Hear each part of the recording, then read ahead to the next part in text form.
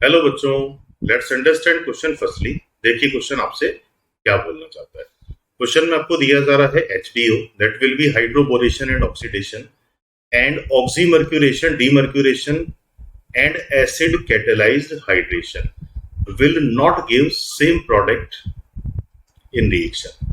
अब देखिए कि हाइड्रोबोरेशन एंड ऑक्सीडेशन हुआ, ऑक्सीमर्क्यूरेशन या डीमर्क्यूरेशन हुआ, और तीसरा है मार्कोनिकोव हाइड्रेशन। ऑक्सीमर्क्यूरेशन, डीमर्क्यूरेशन और हाइड्रोबोरेशन का डिफरेंस इतना है कि हाइड्रोबोरेशन से जो रिजल्ट हम अचीव करते हैं ये इक्विवेलेंट होता है एंटी मार्कोनिकोव हाइड्रेशन के। ऑक्सीमर्क्यूरेशन और डीमर्क्यूरेशन से जो रिजल्ट बनता है ये इक्विवेलेंट होता है मार्कोनिकोव हाइड्रेशन के, बट इसमें रीअरेंजमेंट नहीं होता बिकॉज इंटरमीडिएट कैटायन नहीं बनेगा।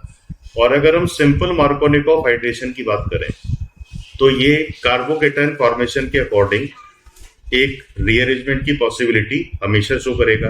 अब देखिए कि अगर हम ऑप्शन नंबर ABCD में से हमें वो पिक करना है जहां सेम प्रोडक्ट नहीं बनेगा, तो रीअरेंजमेंट का होना और मार्कोनिकोव एंटी मार्कोनिकोव का होना ये डिफरेंस बनेगा।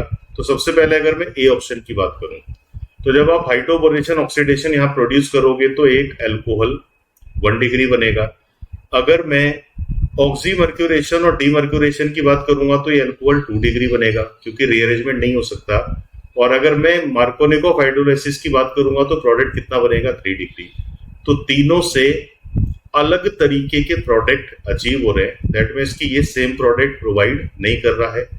अब आ जाता हूं मैं बी पे। यहां जब मैं हाइड्रोबोरेशन की बात करूंगा तो हाइड्रोबोरेशन से ये प्राइमरी अल्कोहल बनेगा।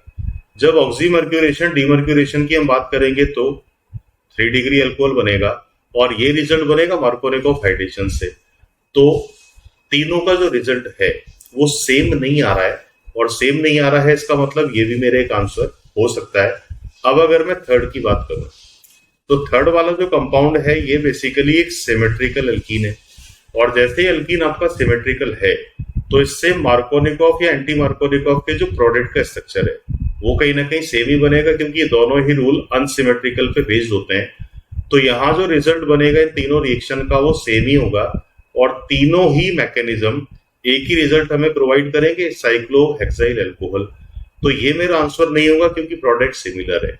अब देखिए कि डी वाला जो एल्कीन है ये भी कहीं ना कहीं अनसिमेट्रिकल है, और अनसिमेट्रिकल है तो मार्कोनिकोव और एंटी मार्कोनिकोव के जो रिजल्ट है दे आर कंप्लीटली डिफरेंट।